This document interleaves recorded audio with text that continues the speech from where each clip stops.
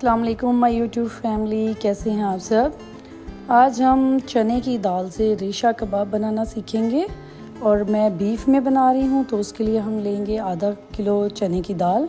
उसे मैंने इस जल्दी में अच्छे से वॉश कर लिया है। वॉश करने के बाद मैंने उसे अपने इंस्टेंट कुकर में डाल लिया है। अब हम डालेंगे इसमें 1 चम्मच लाल मिर्च का पाउडर। फिर हम डालेंगे इसमें 1 ही चम्मच पिसा हुआ धनिया का पाउडर।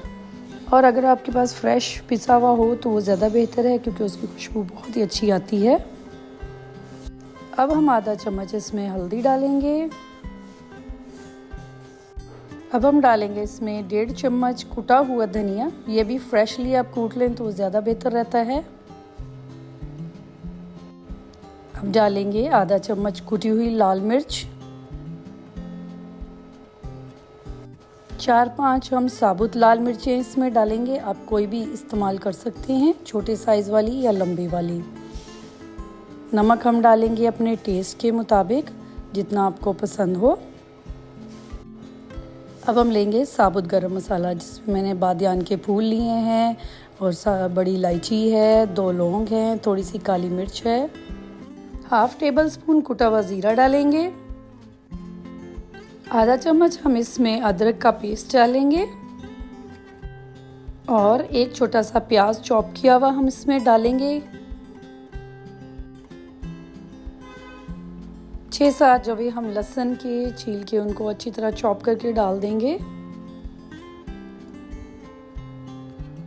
1.5 गिलास हम पानी डालेंगे। अगर आपको लगे कि ये थोड़ा कम है तो 1/2 गिलास हम इसमें और शामिल कर देंगे पानी का। पानी इतना होना चाहिए कि हमारी दाल, गोश्त और सारे मसाले सब चीज़ें उसमें डिप हो जाएं। 1/2 kg हम इसमें बीफ का मीट डालेंगे, जो कि बोनलेस होना चाहिए। अब इन सबको अच्छी तरह मिक्स करेंगे और हम अपने पानी की क्वांटिटी चेक कर लेंगे कि हमारा पानी इतना हो कि ये उसमें डिप हो और कुछ थोड़ा हमें नज़र आ रहा हो ऊपर से। अब हम चूल्हा ऑन करेंगे और उस पर हम इसको रखेंगे। इसको अच्छे से हिलाते रहेंगे ताकि इसमें 1-2 उबाल आ जाएं। अब हम इसको अपने इंस्टेंट कुकर को बंद कर देंगे 17 से 18 मिनट के लिए। फ्रेश बोनलेस मीट लिया जाए तो उसको 17 से 18 मिनट काफ़ी होते हैं। और दाल भी हमने सिर्फ धोकर उसमें डाली थी, भिगोया नहीं था उसको। हमारा मिक्सचर बॉईल होके बिल्कुल रेडी है। अब हम इसको ग्राइंड कर लेंगे, अच्छे से पीस लेंगे। अगर आपके पास फूड प्रोसेसर है तो आप उसमें इसको पीस लें। जिस तरीके से भी आप इसको मैश करना चाहते हैं, मैशर के साथ करना चाहते हैं तो उसके साथ इसको मैश कर लीजिए अच्छे से। इस मिक्सचर की कंसिस्टेंसी देखिए कि ये इतना ड्राई होना चाहिए। अब ये मैंने साबुत मसाले इसमें से रिमूव कर लिए हैं और उसको अपने मिक्सचर को ग्राइंड करके रेडी कर लिया है। 1/2 कप मैं इसमें धनिया डालूंगी।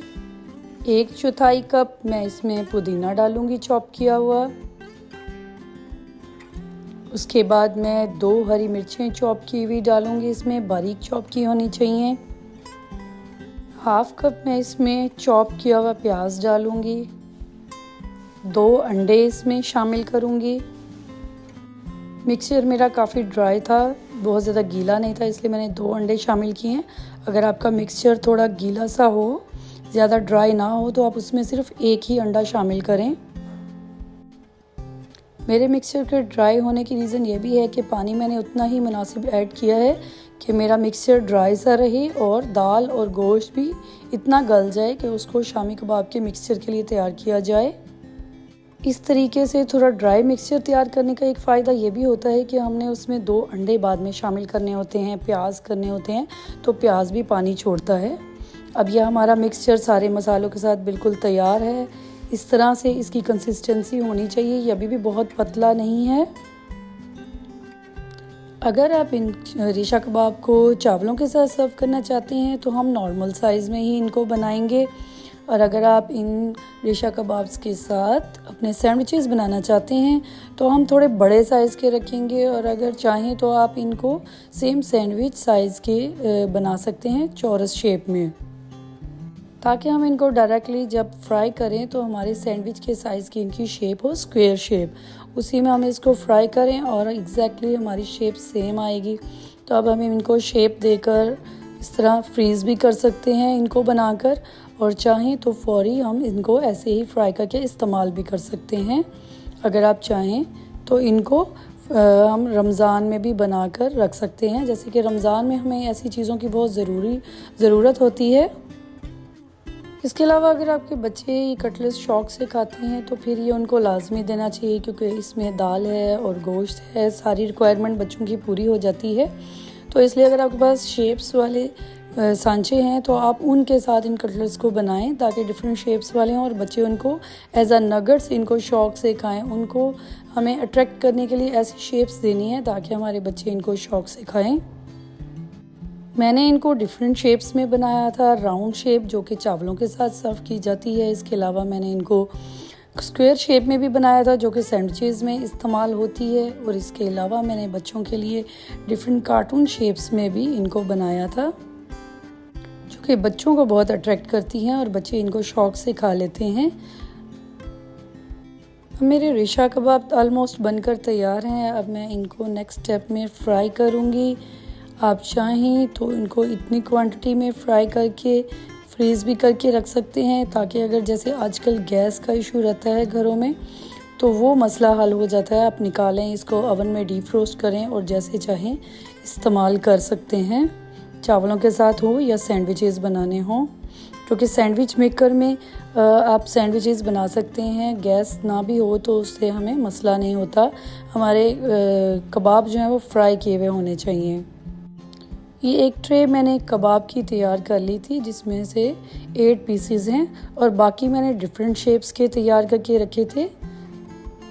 میں نے اپنے ریشہ کبابس کو فرائی کرنے کے لیے اوپر کسی بھی قسم کی کوئی ایگ کی کوٹنگ نہیں کی، میں نے ان کو ڈائریکٹلی ایسے ہی فرائی کیا ہے، اور بہت زیادہ شیلو فرائی نہیں کیا، تھوڑا سا زیادہ آئل ڈالا ہے، 1/2 کپ کے برابر۔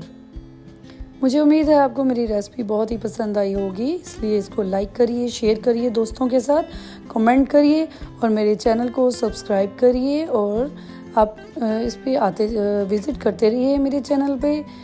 اللہ حافظ۔